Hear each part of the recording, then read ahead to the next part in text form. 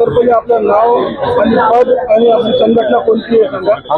आखरी तर मला सांगा की नेमकं कुठल्या मागणीसाठी तुमचं आंदोलन असणार आहे आणि काय प्रमुख मागण्या असणार आहेत आणि कधीपासून असणार. परवा छत्रपती संभाजीनगर येथे श्री मुंडलोड तहसीलदार छत्रपती संभाजीनगर हे अवैध गोवन खनिज विरोधात कारवाईसाठी गेलेले होते.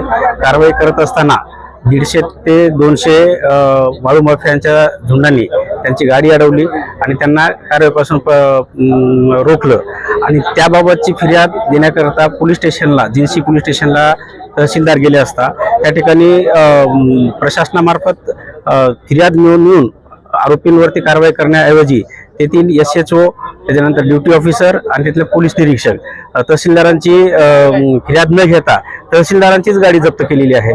ॲक्च्युली या ठिकाणी प्रशासन म्हणून सर्वप्रथम पोलिसांनी त्यांना प्रोटेक्शन देऊन त्यांची फिर्याद नोंदवून त्यावर तपास करणं गरजेचं होतं आणि जे काही आरोपी आहेत त्यात एक आरोपी असा आहे की जो माजी पोलीस कर्मचारी आहे आणि माजी पोलीस कर्मचारी असल्यामुळं त्यांच्या विरोधात कोणीही कारवाई केलेली नाही.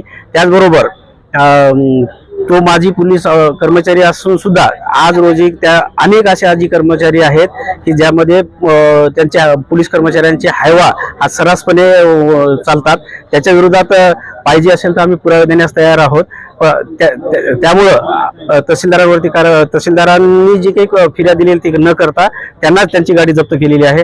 आम्ही त्यांच्याकडे मागणी केलेली आहे की बाबा तहसीलदाराच्या गाडीमध्ये अवैधरित्या असं काय भेटलेलं आहे, जप्ती पंचनामा केलेला आहे का.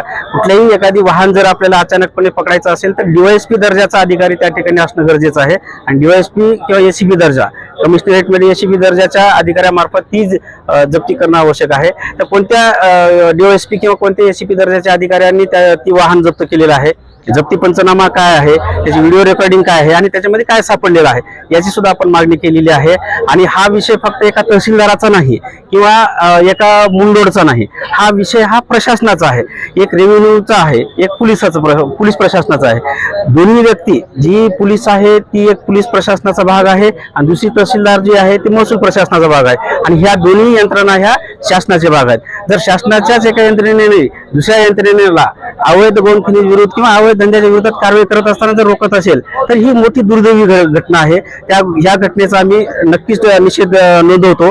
आणि सगळ्यात हास्यास्पद गोष्ट अशी आहे की मी आजच पेपरमध्ये वाचलेला आहे, त्यामध्ये गुन्हा दाखल झाला आणि आमच्या संघटनेने ज्या व्यक्तीच्या विरोधात आरोप केलेले आहेत, ज्या व्यक्तींनी तो गुन्हा नोंदवून घेतला नाही त्याच्याकडे आयोग म्हणून दिलेला आहे. म्हणजे असं झालं की ते चोराच्या उलटा बोंबा च्या पद्धतीने हे प्रक्रिया झालेली आहे. आणि सदर घटनेच्या विरोधात महाराष्ट्र राज्य तहसीलदार व नायब तहसीलदार संघटनेने गंभीररित्या घेतलेला आहे. राज्याचे कार्याध्यक्ष आदरणीय सुरेश बगळे सर व इतर राज्याचे जे काही प्रतिनिधी आहे यांच्यासोबत आमची चर्चा झालेली आहे. चर्चा होऊन आम्ही संघटनेने निर्णय घेतलेला आहे, जर 15 तारखेपर्यंत गुन्हा नोंद झालेला आहे त्या गुन्ह्यामध्ये त्या दिवशीचे रात्रपाळीचे जे कोणी ठाणेदार आहेत त्यांच्यावरती आणि जो ड्युटी ऑफिसर आहे त्याच्यावरती कारवाई जर नाही झाली, कारवाई म्हणजे त्यांना सहआरोपी करा. आमचं म्हणणं आहे की जर समजा एखादी वाळूच्या गाडी सोडून देण्यामध्ये ते मदत करत असतील तर ते सहआरोपी आहे, कायद्याच्या दृष्टिकोनातून ते सहआरोपी आहेत, त्यांना सहआरोपी करावा असं आमची मागणी आहे. आणि जर 15 तारखेपर्यंत त्यांच्यावरती कारवाई नाही झाली तर मराठवाडा छत्रपती संभाजीनगर विभागातील सर्व वाहनं आम्ही रिस्पेक्टिव्ह पोलीस स्टेशनमध्ये आम्ही जमा करत आहोत.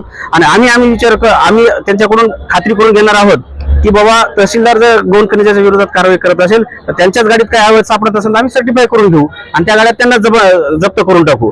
अशा पद्धतीचं आमचं आंदोलन आहे. त्यावरही जर समजा पोलिसांनी त्यांच्यावरती कारवाई नाही केली तर राज्य स्तरावरून ह्याच्यापेक्षाही तीव्र आंदोलन होणार आहे.